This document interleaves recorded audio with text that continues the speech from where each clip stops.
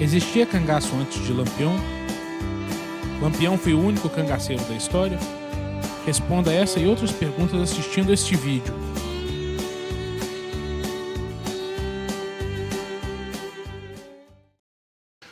Fala moçada, beleza? Thiago aqui.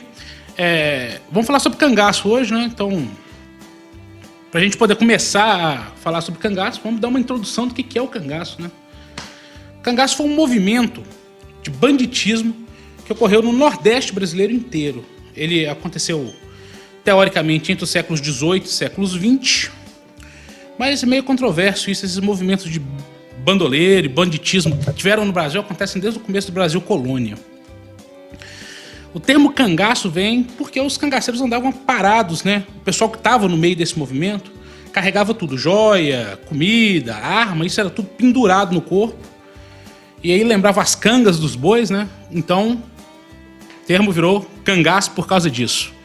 O cangaço tem seu ícone aí, o auge do cangaço, e o ícone maior do cangaço, o Lampião, que foi o expoente do cangaço, revolucionou o movimento cangaço, né? Mas antes do Lampião, a gente teve 5 cangaceiros aí que se destacaram, esse movimento já acontece de antes, e tivemos 5 cangaceiros que se destacaram nessa empreitada aí.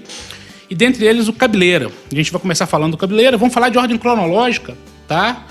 Então, do começo até o movimento, até o Lampião em si, né? E até o fim do cangaço, que termina em 1940 com a morte do Corisco. Bom, o primeiro cangaceiro que tem na história é o Cabeleira. Seu nome era José Gomes, a alcunha Cabeleira, né? Porque tinha esses cabelos esvoaçantes, loiros, grandes. Reza a lenda, né? O bando de José Gomes compunha basicamente ele, o pai dele, Joaquim Gomes, e o seu braço direito, Teodosio. Eles atuaram ali na região do Pernambuco. E a maior façanha do Cabeleira foi um ataque em 1773 num armazém em Recife, onde ficaram um soldado e um civil mortos. Cabeleira foi preso em 1786 no distrito de Paudalho, fugindo da polícia. Ele pulou no canavial, onde foi pego pela polícia ali e condenado a enforcamento. Foi julgado e condenado a enforcamento no Recife e foi enforcado no dia 28 de março de 1786 na Praça do Quinta dos Lagos.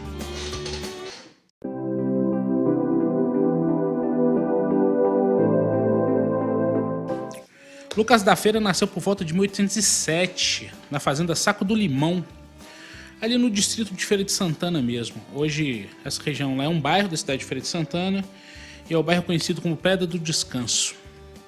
Lucas da Feira nasceu escravo, ele era filho de escravos, né, e era escravo.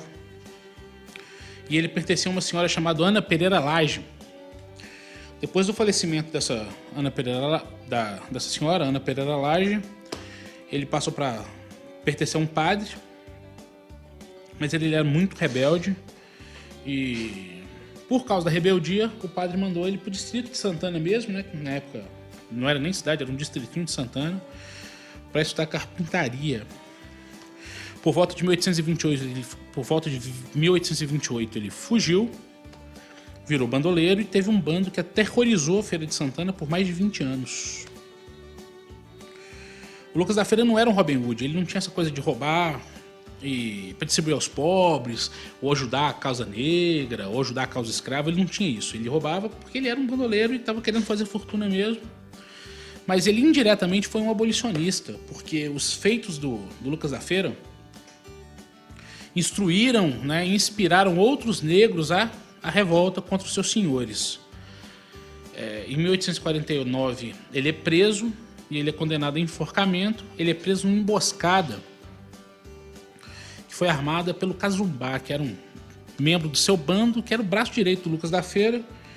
E nessa emboscada o Lucas tomou um tiro no braço, né? O braço foi ferido e ele teve o braço amputado. Na verdade, isso aconteceu em 1948.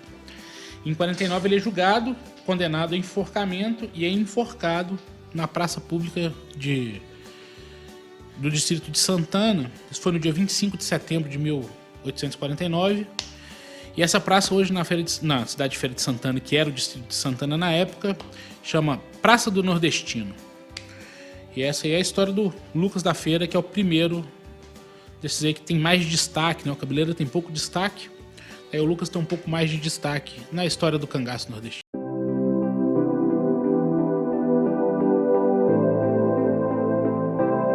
Jesuíno Brilhante. Jesuíno Brilhante, o cangaceiro romântico, né?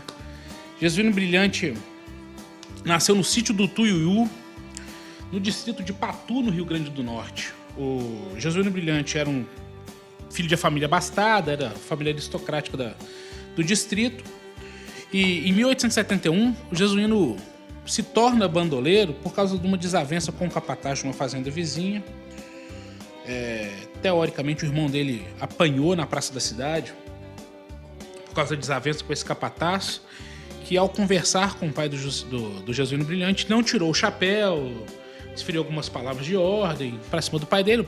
O Jesuíno considerou aquilo um desrespeito, né, e partiram para cima do capataz, e logo em seguida o irmão dele é espancado, né, apanha na praça pública. O Jesuíno Brilhante, esse sim foi um cangaceiro romântico, esse tem essa pegada do Robin Hood, porque ele distribuía mesmo as riquezas entre os mais pobres. Nessa época, o Rio Grande do Norte estava passando uma situação complicada de alimentos e o governo enviava comboios de alimentos aos menos desfavorecidos. Esses comboios chegavam nas mãos dos coronéis da região e não eram distribuídos para a população carente. Então o Jesuíno Brilhante atacava esses comboios, né, e fazia essa distribuição desses alimentos. Jesuíno morreu em 1879, ele tinha 35 anos, numa emboscada em Belém do Brejo da Cruz, hoje é conhecido como Palio local.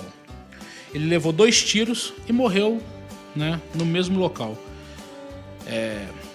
E aí termina a trajetória do cangaceiro romântico, né? Aliás, a história dos Brilhantes é bem interessante. Tem alguns canais aqui no YouTube que falam sobre os Brilhantes e a história deles é bem legal.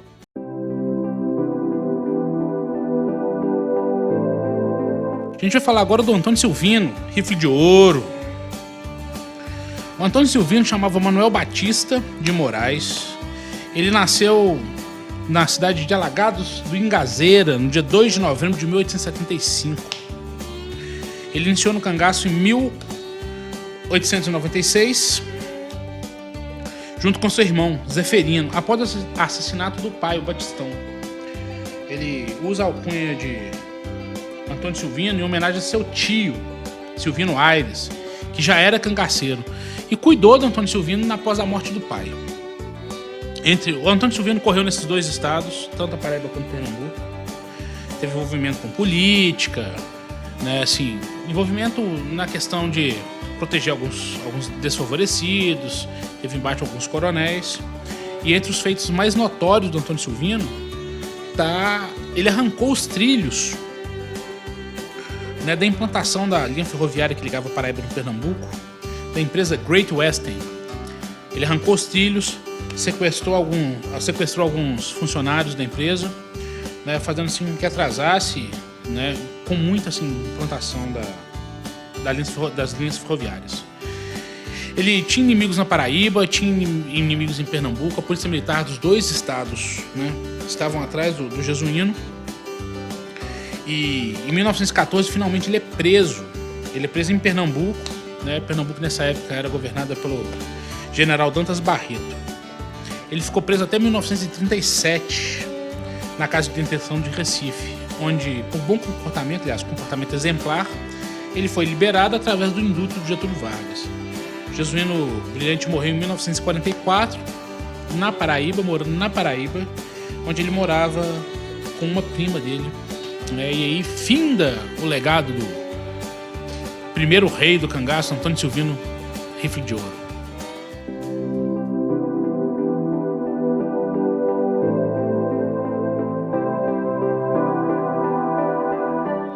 Bom, a gente vai falar agora do Senhor Pereira. Sebastião Pereira da Silva, Senhor Pereira. Ele nasceu ali por volta de 1986, aliás, em 20 de janeiro de 1986. Ele era da região de Serra Talhada, Pernambuco ali. Serra Talhada, São José do Belmonte. Que já fica uma dica aqui, quem quiser conhecer São José do Belmonte, é uma cidade maravilhosa. Tem um castelo armorial logo na entrada ali, que é muito legal. Tem uma cavalhada que é bem legal, né? São José do Belmonte é uma cidade que tem lá a Pedra do Reino, né? Teve um movimento todo de sebastianistas lá, que o Ariano Suassuna escreveu o livro Romance da Pedra do Reino. Mas voltando aqui ao senhor Pereira, ele era daquela região, ele era descendente do Barão de Pajeú, né? O coronel Adrelino Pereira da Silva.